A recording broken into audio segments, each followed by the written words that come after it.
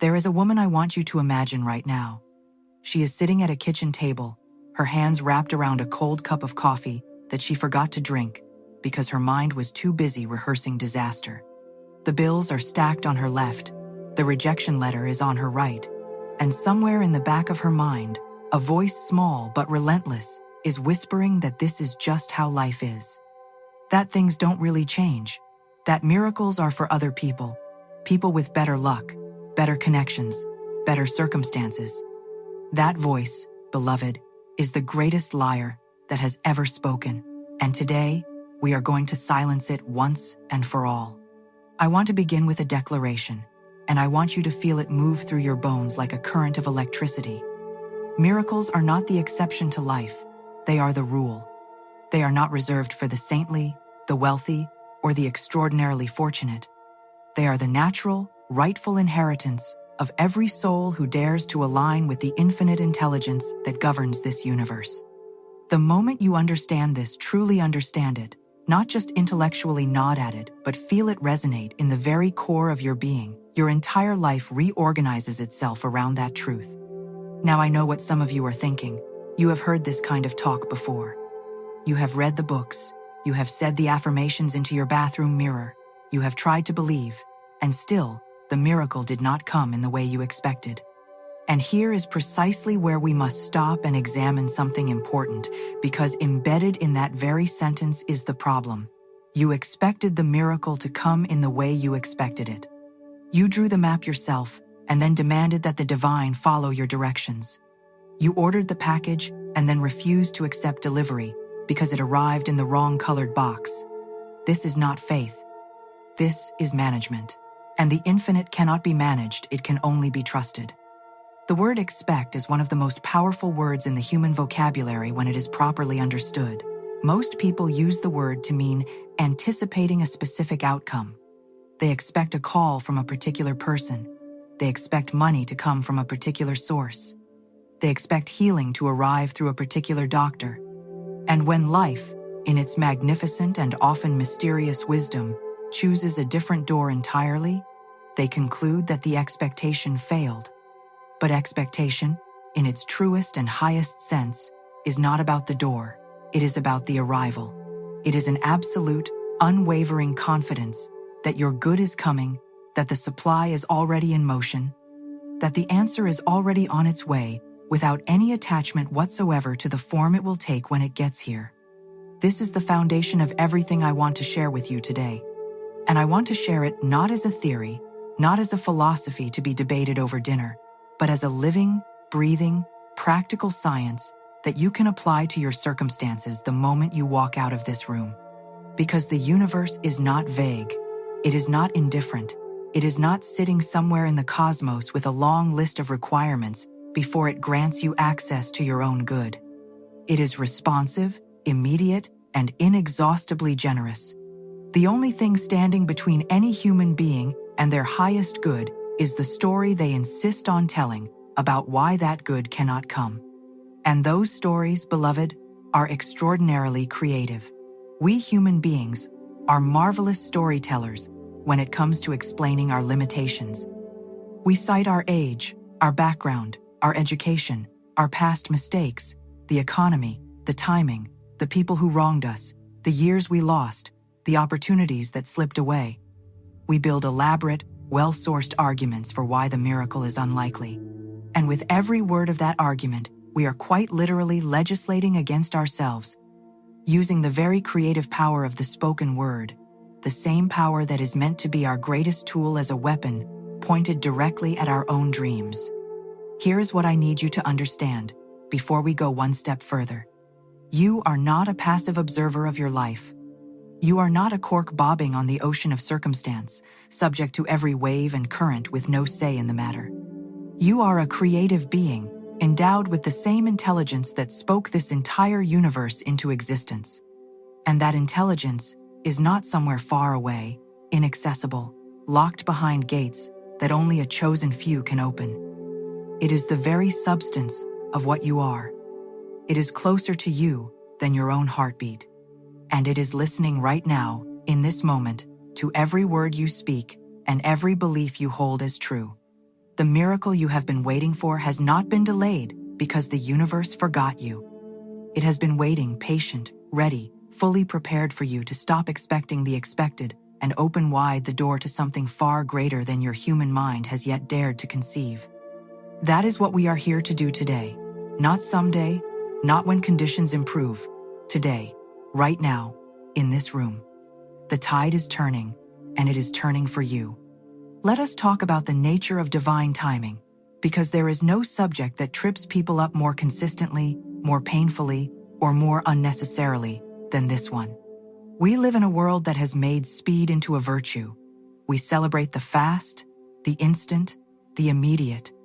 We have built entire industries around the elimination of waiting. And so when the miracle does not arrive on our schedule, when the healing takes longer than we planned, when the relationship does not materialize in the season we designated, when the financial breakthrough seems to be perpetually just around the corner, we interpret that delay as denial. We read the silence as rejection.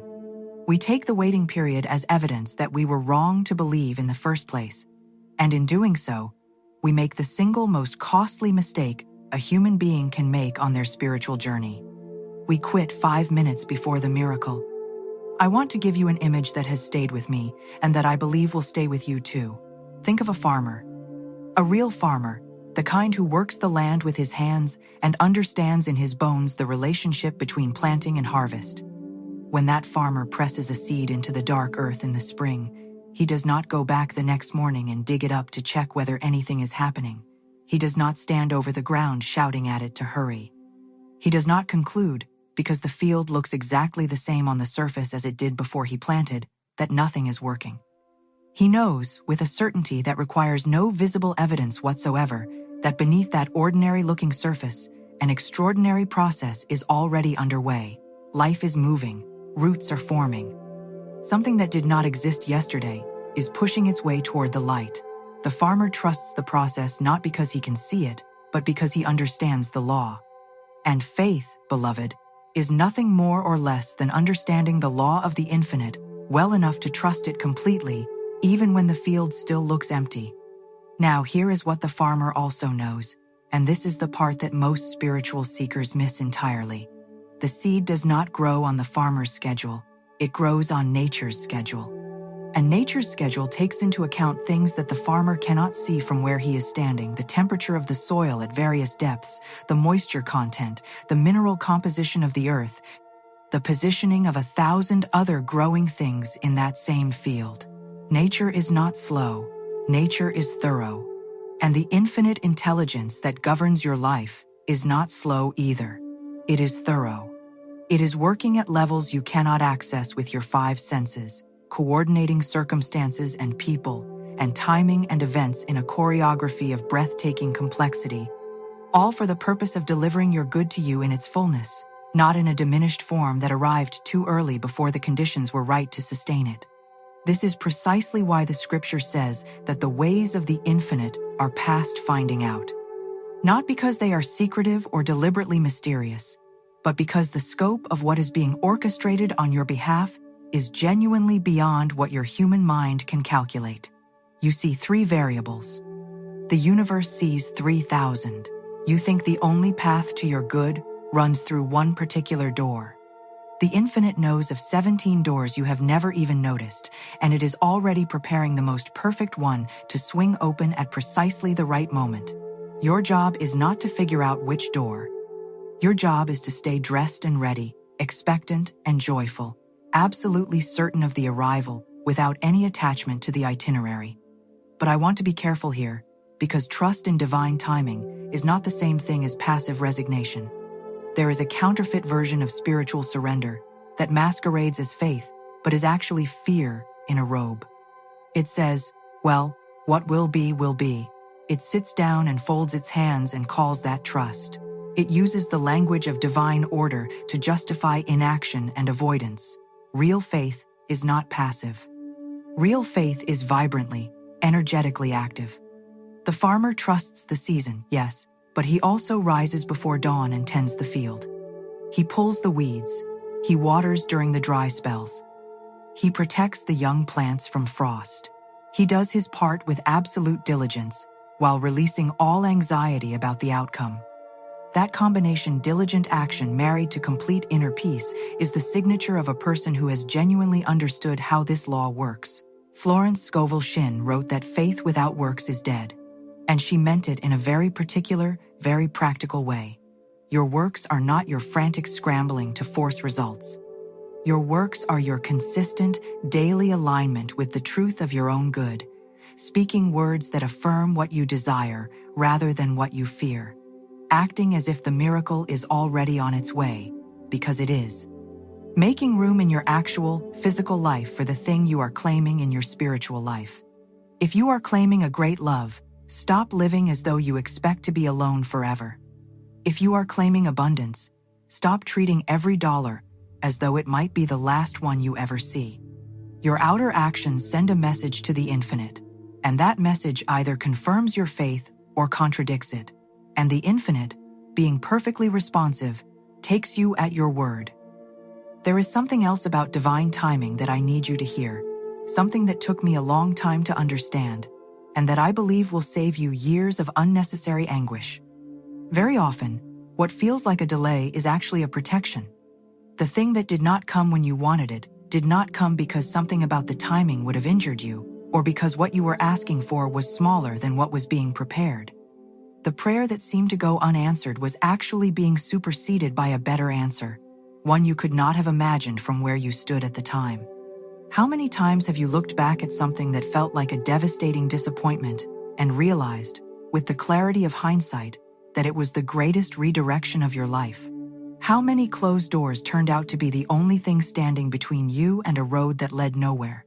The infinite is not withholding your good, it is expanding it. And the expansion takes the time it takes. Trust the timing. Bless the waiting period.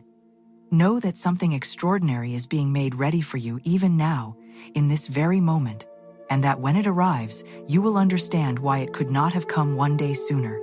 I want to speak to you now about the word, because everything, and I mean everything, begins there. Before the miracle manifests in the physical world, before it takes form in your circumstances, before it becomes the thing you can touch and see and hold in your hands, it exists as a word. It exists as a declaration, spoken either by you or against you, either in faith or in fear, either in the language of abundance or in the language of lack. And the universe, that vast and perfectly responsive field of infinite intelligence, does not evaluate your words the way a kind and forgiving friend might. It does not look past what you are saying to what you really mean. It does not give you credit for good intentions when your mouth is busy broadcasting limitation. It takes you at your word, every single time, with perfect, unfailing, mathematical precision. This is not a punishment, it is a gift, because it means that the moment you change your word, you change your world. Not eventually, not after a suitable period of rehabilitation. The moment the word changes, the creative process redirects. The moment you stop telling the story of your lack and begin telling the story of your supply, forces that were previously moving in one direction begin to reorganize themselves in another. You do not have to earn this redirection. You do not have to prove you deserve it. You simply have to mean it. You simply have to speak from the place in you that knows, even if it is a small and flickering knowing. Even if doubt is still standing in the room, that the infinite is your supply, your health, your love, your guidance, your open door. That knowing, spoken aloud with whatever measure of faith you currently possess, sets the law in motion. And the law does the rest. Now, I want to address something that comes up every single time I speak about the power of the word, because there is always someone in the room, and perhaps that someone is you, who says, "But I have been saying the affirmations. I have been declaring abundance every morning. I have been speaking words of health and wholeness and divine order. And still my bank account says one thing while my affirmations say another. Still my body is telling a story that contradicts everything I have been declaring. What am I doing wrong?" And I want to answer that question with great care, because the answer is both simple and profound. And if you receive it correctly, it will change everything. The problem is almost never the affirmation itself. The problem is what happens in the hours between the affirmations. You declare abundance in the morning and then spend the rest of the day mentally counting what you do not have. You affirm health at breakfast and then spend the afternoon in deep, detailed conversation with every symptom your body is presenting. You speak the word of faith and then immediately pick up the word of fear and carry it with you everywhere you go like a second set of luggage. And the universe, receiving two completely contradictory signals, does what any reasonable system would do when given mixed instructions. It stalls. It wavers. It produces results that look exactly like what you have been sending, a mixture of faith and fear, of belief and doubt, of the miracle you declared and the disaster you secretly expected. Consistency is the currency of creation. This does not mean perfection. It does not mean that you must never have a fearful thought or a doubtful moment, because that standard is impossible, and the pursuit of it creates its own kind of spiritual anxiety that is just as destructive as the original doubt. What it means is that you develop a practice, a genuine, daily, committed practice of returning, of noticing when the word has shifted into the negative and gently, firmly, without drama or self-condemnation, returning it to the truth. The moment you catch yourself saying this is never going to work, you pause, you breathe, and you say something different. Not because you are in denial about your circumstances, but because you refuse to give those circumstances the final word. You acknowledge what appears to be, without agreeing that it is permanent. There is an enormous difference between those two things. And the people who understand that difference are the ones who walk out of impossible situations into miraculous resolutions with a consistency that looks supernatural to everyone watching, but feels completely natural to them. Florence Scovel Shinn had a phrase she returned to again and again, and it was this: there is no power in evil. By which she did not mean that difficult things do not exist or that painful circumstances are not real in their effect. She meant that the difficult thing has no independent power of its own. It exists in your experience because energy and attention have been flowing toward it. It persists because the word spoken over it has been a word of permanence and inevitability. But the moment you withdraw that energy, the moment you look at the thing that appears solid and immovable and say, "You have no power, you are not the truth of my situation. My good cannot be withheld from me," the thing begins to dissolve. Not always instantly, but always inevitably, because the only foundation it ever had was the word that called it real and kept it in place. I want you to think about the words you have been speaking over your life, not just the formal affirmations, not just the prayers you say when things get desperate, but the running commentary, the casual remarks to friends, the way you describe your health when someone asks how you are feeling, the language you use when you talk about money, about love, about your future, about your past. All of it is creative. All of it is either building your good or dismantling it. There is no neutral ground in the kingdom of the word. Every sentence is a vote cast for one reality or another, and life is simply counting the votes and delivering the result. If you want to change the result, change the vote. Change it today. Change it in the next conversation you have. Change it in the next thought you allow yourself to entertain. Change it not because you are pretending the problem does not exist, but because you know with the deep and unshakable knowing of someone who has understood the law that the problem is not the final word. The infinite is the final word, and the infinite always, always, always says yes to your highest good. There is a story I want to tell you, and I want you to listen to it not as a story about someone else, but as a story about you. Because the details may be different, the names and the circumstances may not match your own, but the principle at the heart of it is as universal as gravity and as personal as your own heartbeat. There was a woman, and I have known many women just like her, and many men too, who had been waiting for a financial breakthrough for so long that the waiting had become her identity. She did not think of herself as someone who was temporarily in a difficult season. She thought of herself as someone who struggled with money. It was baked into the way she introduced herself, woven into the way she moved through the world, embedded in the very posture of her body. When the subject came up, her shoulders would drop slightly. Her voice would lower. A particular kind of resignation would settle over her face, like a familiar garment she had been wearing so long she no longer noticed she had it on. And she came to me, and she said, I have tried everything. I have worked hard. I have been responsible. I have prayed. I have affirmed. And still the breakthrough does not come.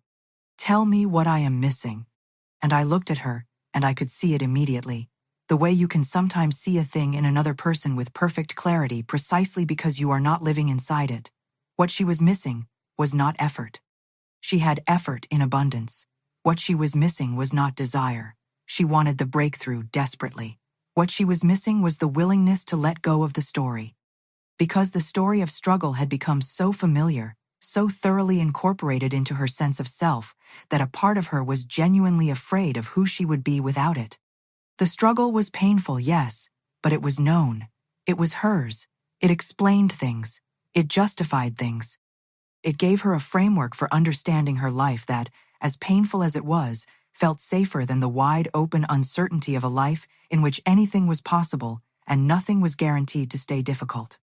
And the infinite, that perfectly loving and perfectly responsive intelligence, was honoring her deepest conviction rather than her surface desire. She was asking for abundance with her mouth while insisting on scarcity with her soul, and the soul always wins.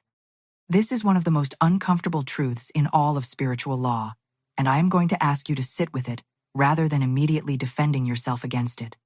Sometimes we are attached to our problems in ways we have not yet had the courage to examine. Sometimes the difficulty has been serving us in ways we have not been willing to admit. Sometimes the wound has become so central to our story that healing it feels less like a blessing and more like a loss. The sick role can bring attention and care. The financial struggle can protect us from the vulnerability of success and the responsibility that comes with it. The failed relationship can shield us from the terrifying risk of trying again and perhaps failing again. None of this is conscious. None of this is chosen in the deliberate, calculating way that would make it easy to condemn. It is simply the human psyche doing what it always does, which is finding the most efficient way to manage fear. But the consequence of this unconscious management is that we block the very good we are praying for while sincerely believing we are doing everything right. The question to ask yourself, and I want you to ask it with genuine curiosity rather than harsh judgment, because self-condemnation is just another form of resistance. The question is this: what would I have to give up if this situation were resolved? What identity would dissolve? What excuse would disappear? What conversation would I no longer be able to have? What familiar discomfort would I have to replace with the unfamiliar uncertainty of a better life? Because there is always an answer to that question, and the answer is always revealing. And once you see it, once you bring it into the light of your own honest awareness, it begins to lose its grip. You cannot be held captive by a belief you can clearly see. The moment you identify the hidden investment in the problem, you create the possibility of choosing differently. You create the possibility of saying to that fearful, self-protective part of yourself, I see you. I understand why you built this. And I am ready now to let it go. Letting go is perhaps the most misunderstood concept in all of spiritual practice. People hear let go and they think it means stop caring, stop wanting, pretend it does not matter. Manufacture a false indifference and call that surrender. But that is not letting go. That is suppression wearing a spiritual costume, and it creates more blockage than it releases. Real letting go is not the absence of desire. It is the purification of desire. It is the movement from grasping, fearful, white-knuckled wanting, the kind of wanting that is really just fear of not having, to the open-handed, joyful, completely confident expectation of someone who knows their good is already provided and simply awaits its perfect moment of delivery. The difference in the feeling between those two states is enormous, and the difference in what they attract is equally enormous. Grasping repels. Open hands receive.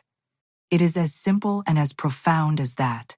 I want to give you a practical exercise, and I want you to take it seriously, because the people who take these practical exercises seriously are the ones whose lives change, while the people who find them too simple are usually the ones still sitting at that kitchen table with the cold coffee 3 years from now, wondering why nothing has shifted.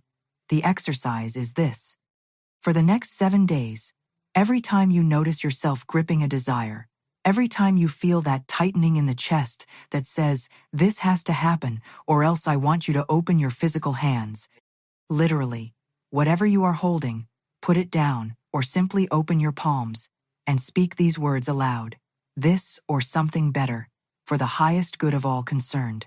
That phrase is not a resignation. It is not you giving up on what you want.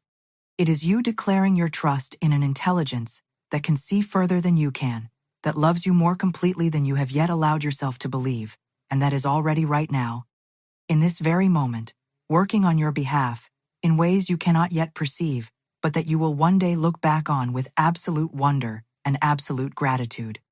There is something that happens to a person when they have been disappointed enough times. It is not dramatic. It does not announce itself. It creeps in quietly, the way a chill creeps into a room when someone has left a window open just slightly, just enough that you do not notice it immediately but only realize, an hour later, that you have grown cold without knowing exactly when it happened. That something is the decision, and it is a decision, even when it does not feel like one, to stop expecting good things. To preemptively protect yourself from the pain of disappointment by simply refusing to hope in the first place. To build a kind of emotional fortress around the tender, wanting part of yourself and call that fortress wisdom, call it maturity, call it having learned from experience. Dress it up in the language of practicality and realism, and not getting your hopes up, so that the fortress feels like a reasonable, even admirable, response to the facts of life rather than what it actually is, which is the most expensive decision a human being can make. I call it expensive because I want you to understand what it costs. When you stop expecting good, you do not simply stop receiving disappointment. You stop receiving everything. Because the same openness that makes you vulnerable to being hurt is the identical openness through which your miracles must pass on their way to you. You cannot selectively close yourself. You cannot say, "I will shut the door to hope," but leave the door to manifestation wide open. The doors are the same door.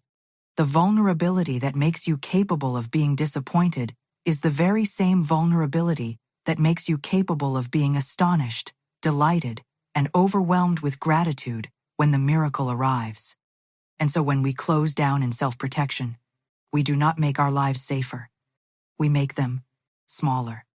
We trade the possibility of the extraordinary for the guarantee of the merely tolerable, and then we wonder why life feels flat and joyless, even when nothing is technically wrong.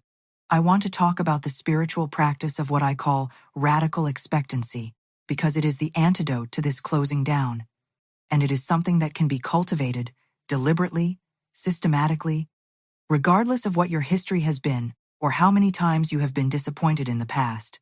Radical expectancy is not naivety. It is not the cheerful obliviousness of someone who has never been hurt. It is the practiced, intentional, eyes wide open choice to remain available to wonder. It is the decision, made fresh every single morning, to approach the day as though it contains gifts you have not yet discovered, rather than problems you have not yet encountered. It is the conscious refusal to let yesterday's disappointments write tomorrow's story. And it is grounded not in wishful thinking but in the absolute, unwavering understanding of spiritual law, which states clearly and without exception that the infinite is the source of all good, that good is the natural order of things, and that anything less than good is a temporary condition arising from a temporary misalignment that can be corrected the moment you are willing to correct it. Now, I want to speak about something that the great spiritual teachers have always known, but that our modern, achievement-oriented culture has almost entirely forgotten, and that is the miraculous power of gratitude.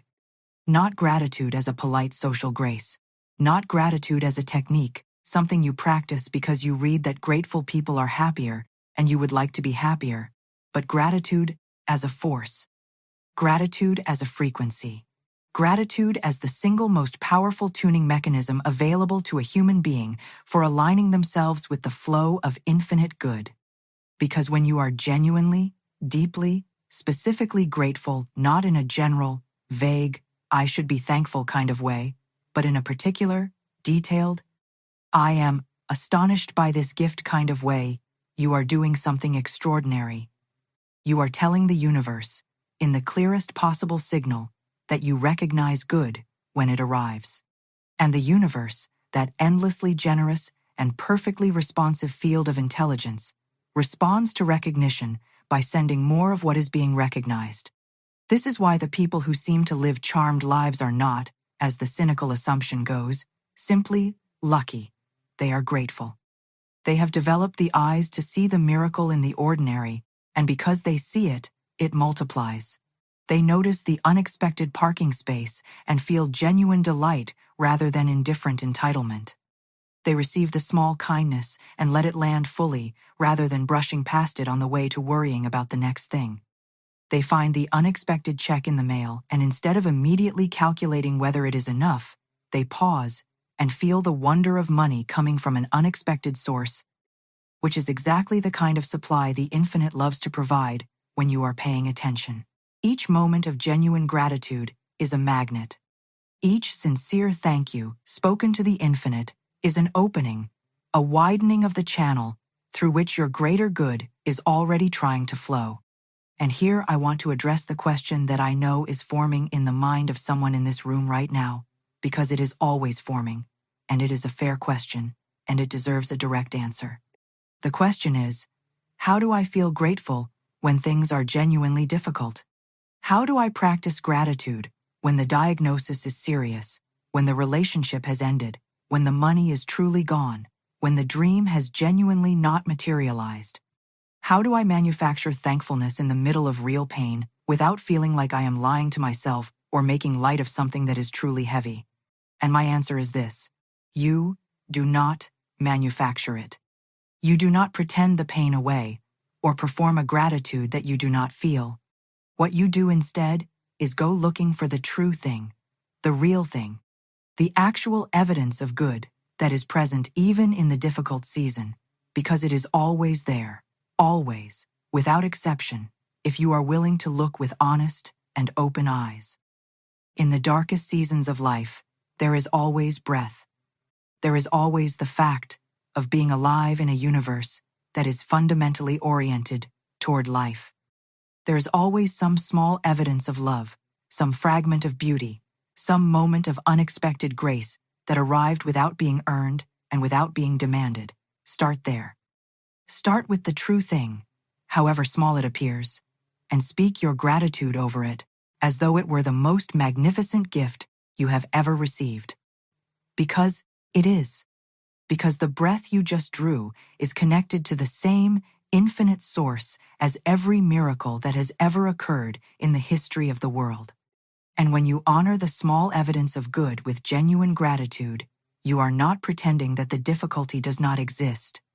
You are simply refusing to let the difficulty be louder than the good. You are exercising your divine authority to choose which frequency you broadcast, and in doing so, you are shifting the entire trajectory of what is coming toward you. This is not magic. This is law. And it works every single time, for every single person, without favoritism and without exception, the moment they are willing to work it. We have come a long way together in this room today, and I want you to feel that. I want you to feel the distance you have traveled, not in miles, but in understanding, because understanding is the only journey that truly matters. We began with a woman at a kitchen table, her hands around a cold cup of coffee, rehearsing disaster. And I wonder if somewhere in this room, that woman has recognized herself. I wonder if somewhere in this room, the man who stopped expecting good things 20 years ago, when life dealt him a blow he was not prepared for, has felt something stir in the place where hope used to live. I wonder if the person who has been saying the right words while secretly believing the wrong things has caught a glimpse of the gap and found, rather than shame in that recognition, the extraordinary relief of finally understanding why the results have not matched the declarations. Because understanding is never the end. Understanding is always the beginning. And what begins today, in this room, for every person who chooses to receive it, is a life organized around a different center. A life built not on the foundation of what has happened before, but on the foundation of what the infinite has already prepared. I want to speak now about courage, because everything we have discussed today requires it. People do not often frame faith as an act of courage, but I want you to understand that it is perhaps the most courageous act available to a human being. It is far easier, in a strange and painful way, to expect nothing and receive nothing than it is to open yourself fully to the possibility of the extraordinary and risk the vulnerability that openness requires. It is far easier to stay in the familiar smallness of the life you have always known than to stretch yourself toward the bigger life that is calling you forward. It takes genuine bravery to speak a word of abundance when your circumstances are shouting scarcity. It takes real courage to declare yourself whole when the evidence in front of you is arguing for brokenness. It takes an uncommon kind of strength to remain expectant after disappointment, to remain open after being hurt, to remain faithful when faith has not yet produced the visible result you were hoping for. But this is precisely the courage that the spiritual life demands. And it is precisely the courage that the infinite rewards, not someday, not eventually, but with the perfect reliability of a law that has never failed and will never fail as long as this universe endures. I want to tell you something about the miracle that is already in motion for you. Not the miracle in general, not a vague and distant possibility floating somewhere in your future, but the specific, particular, already in progress miracle that belongs to your name and your life and your current circumstance. It is real, it is moving. It is being orchestrated right now by an intelligence that has never once lost track of you, never once forgotten your name, never once looked at your situation and concluded that it was too far gone, or too complicated, or too much to ask. There is no such category in the infinite. There is no such thing as too far gone in a universe where dead things rise and dry bones live and water pours from rocks in the middle of deserts. The history of the miraculous is a history of the impossible, becoming not just possible but inevitable the moment a single human being aligned themselves completely with the truth of their divine supply. And that alignment is available to you. It is available right now. It does not require a certain level of spiritual development, or a certain number of years of practice, or a certain threshold of worthiness that you have not yet crossed. It requires only the willingness to say yes. Yes to the good, yes to the miracle, yes to the life that is larger and richer and more beautiful than the one you have been settling for. Now I want to give you something to carry out of this room, something specific and practical and grounded, because a speech that moves you emotionally but leaves you without a clear next step is a speech that will fade like a beautiful dream by the time Tuesday arrives. So here is what I want you to do. Tonight, before you sleep, I want you to take a piece of paper, and I want you to write at the top of it these words: "My good is already provided." And beneath that, I want you to write 3 things. The first is the miracle you are currently claiming, not the watered-down, carefully hedged, modest enough to be believable version of what you want, but the real thing. The true desire of your heart, the one you have perhaps been afraid to write down, because writing it down makes it real, and real things can be really disappointing. Write it anyway. Claim it fully. The second thing I want you to write is the hidden investment you identified today. The story you have been attached to, the identity that has been organized around the problem, the fear that has been masquerading as realism. Write it down, look at it clearly, and then draw a single line through it. Not a furious, dramatic crossing out, but a calm, deliberate, final line that says, "This story is finished. It served its purpose, and I release it with gratitude, and I do not need it anymore." And the third thing I want you to write is a statement of gratitude for the miracle as though it has already arrived. Not "I hope it will come," not "I am waiting for it to come," but "Thank you. Thank you for this. Thank you for the way this arrived. Thank you for the timing I did not understand while I was in it, but that I can now see was perfect in every detail."